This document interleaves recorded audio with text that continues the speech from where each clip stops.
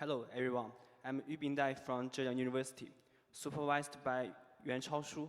It's my honor to be here to introduce our work, AI mapping, edge-assist real-time depth mapping with low bandwidth requirements. It's noted that AI it's just edge-assist real-time for short. It doesn't use audio information, and we do our task using camera devices. Okay, let's go ahead. At the beginning, I will introduce 3D reconstruction and its common applications in daily life. Depth mapping, or 3D reconstruction, models the environment in real time using camera data, which is essential for applications like AR and autonomous driving. It enables accurate environmental reconstruction, supporting latency-sensitive tasks such as path planning and optical avoidance for autonomous driving in dynamic environment. Real-time 3D reconstruction is crucial for these applications, as it ensures effective and reliable system performance with minimal latency. 3D reconstruction methods use either explicit or implicit representations to represent surrounding environments. Explicit representation methods such as voxel, point clouds, meshes, it uses explicit data structure to store the scene information. However, this will generate a lot of memory cost for high-quality reconstruction as the reconstructed scene get bigger. For example, the paper on the CVPR Octanight learned deep 3D representations at high resolutions. It results in a memory usage of 17 GB when reconstructing a model night dataset as a resolution of 256. To mitigate memory usage while maintaining good performance of generating new waypoints, implicit representation techniques (NERF) have been introduced. Its basic idea is to train the neural network with scene information and store the information in the network. These methods typically yield high-quality reconstruction with low memory cost. However, the approach also has its downsides. First, training neural network for implicit representations is computationally intensive. And the second, it is also difficult to locate the spot data region in the environment because it stores the information in the network. Due to the limited computational resources on mobile devices, current implicit natural representations are often implemented within an edge assist framework. So, how to design a system for it? For edge assist framework in implicit natural representation system, there are several challenges to be addressed for this question. Firstly, from the data perspective, how to quickly identify and sample valuable data on the mobile side. 3D reconstruction involves iterating between sampling new areas from previously unobserved areas within the environment and scene representation. Explicit sampling, such as predicate sampling or welfare overlap-based sampling, are simple heuristic rules that struggle to locate the sparse data regions. Other sampling methods that rely on implicit surface analysis can accurately locate the sparse data regions, but encounter issues with low latency. Secondly, from the computation resource perspective, how to effectively utilize the computation resources on the edge side for data processing. Thirdly, from the communication perspective, how to minimize communication overhead in a mobile edge environment while still maintaining reconstruction performance. So, there are several paradigms used in 3D reconstruction. Use predefined method to collect data for representation as shown in A, B. Using surface performing method for collect data as shown in C. And we start to think if we could combine this method for data collection. We present a benchmarking table showing the latency required for both representation and surface performing across different devices. It's evident that on all devices, the time taken for one round of the surface performing process exceeds that of one round of implicit repetition by more than 2 times. This presents an opportunity to incorporate explicit sampling during the surface performing process. As shown in the figure, when sampling little data samples, there is no clear difference in the coverage rate between the explicit and implicit methods. However, the implicit performing module requires near 120 data samples to achieve a coverage rate of 96%, while the explicit methods require over 200 data samples for similar performance. This demonstrates that implicit performing can effectively identify high-value data, resulting in greater sample efficiency. After sampling, data is sent to the edge server for further nerve training. We record the data buffer on both the mobile device and the edge and use different explicit sampling modes above. The data flow is mainly blocked on the edge. The data buffer at the edge side provides us with a queue to propertize the transmission and the processing of high-value data for reconstruction. What's more, there is an opportunity for retraining improvement. After determining the new dates sent to the edge devices in this round, due to the forgiveness of implicit representation, some selected data from the historical dataset are combined with new data as input for training the network. This makes it worthy to consider prioritizing which data to select for retraining to ensure effective utilization of computation resources. So, we designed an edge-assist nervous system for mobiles, air mapping. It contains 2 parts, mobile sites and edge server sites. Mobile sites use depth camera and NUC to collect scene information and pre-process, and the edge server to have complex natural representation. And the 2 sites are connected with mobile wireless network. In system design, we have 3 main modules. We use hybrid sampling modules on the mobile side to effectively collect camera data for deep process. Use value-based representation module on the server side to efficiently utilize the computation resource with the received data, and use ROI-based data transmission to avoid redundant data transmission. For details, in the keyframe selection part, we first map the depth image into 3D space by applying a coordinate transmission of camera's pose. After this, we discretize the point clouds into 3D voxel space based on a specific voxel grid size. We consider whether we can select a frame as a keyframe for processing based on whether the population of the of voxels in the current frame that are not present in the historical map exceeds a certain threshold.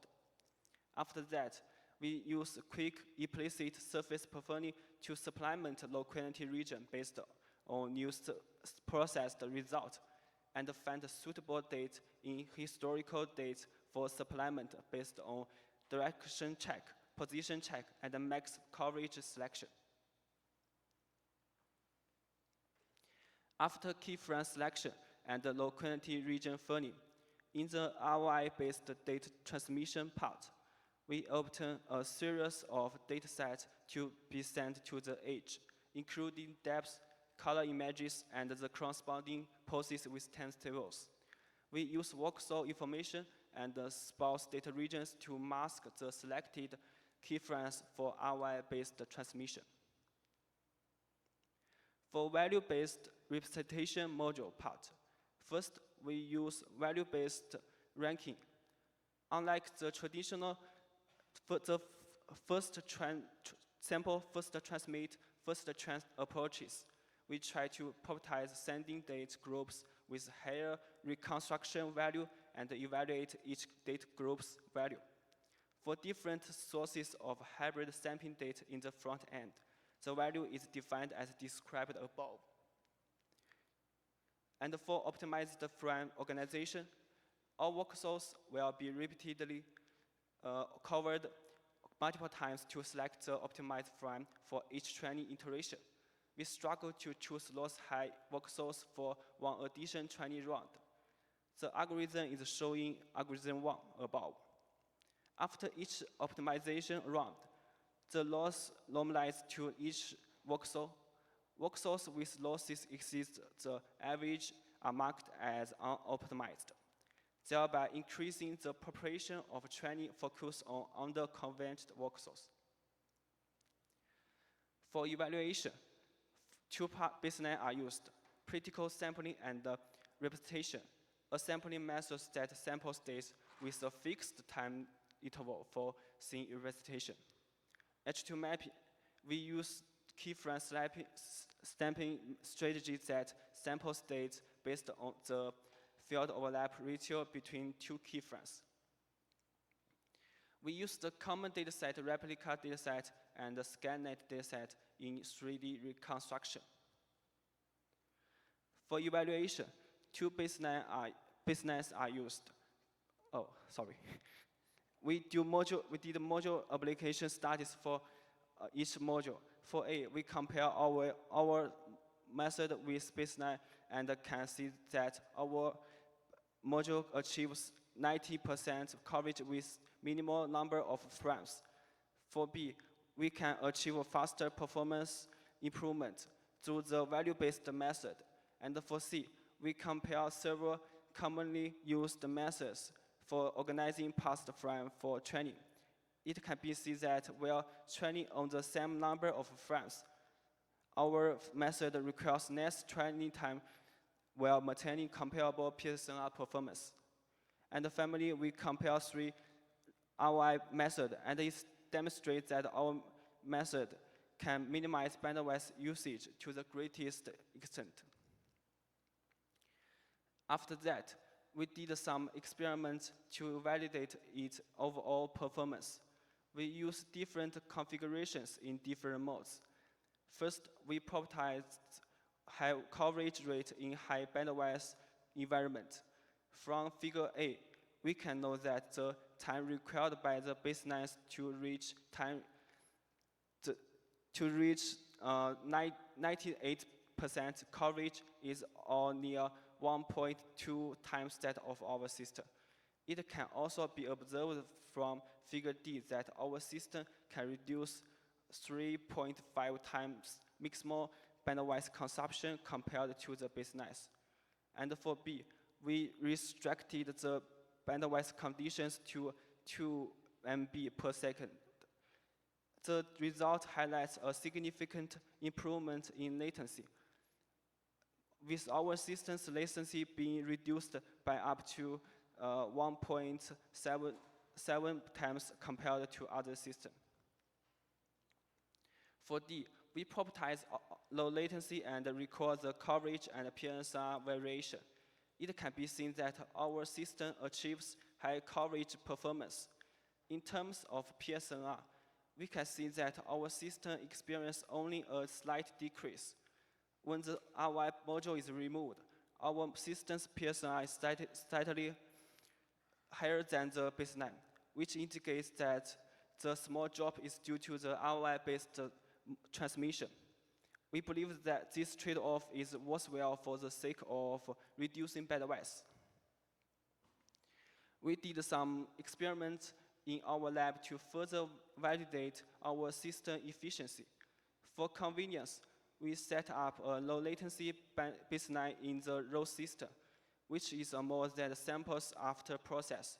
We can see that whether under low latency, normal conditions, or low bandwidth, our system achieves higher coverage compared to the baseline. From the visualization, it's clear that our system achieves better scene coverage compared to other baselines. Our system demonstrates the feasibility of edge-assisted dense mapping and reveals several promising avenues for future research. First, robustness remains a key challenge, prompting the need for adaptive modules that can dynamically respond to verify network and resource conditions while maintaining optimal performance. Second, task affording needs deeper exploration, since dense mapping depends on high-quality localization. Developing combined offloading strategy for both tasks within a mobile edge assist framework is essential. Finally, extending 3D reconstruction for richer scene understanding stands out as a particularly exciting direction. In conclusion, we introduced air mapping, an edge-assisted 3D reconstruction system that features faster reconstruction, high coverage rate, and low bandwidth usage. In its design, we first explore the opportunity to efficiently sample data from the data stream on the mobile side. Then, we prototype the reconstruction process with selected high-value data as well as historical data. In order to reduce the bandwidth consumption, we further develop ROI-based data transmission designed for 3D data samples.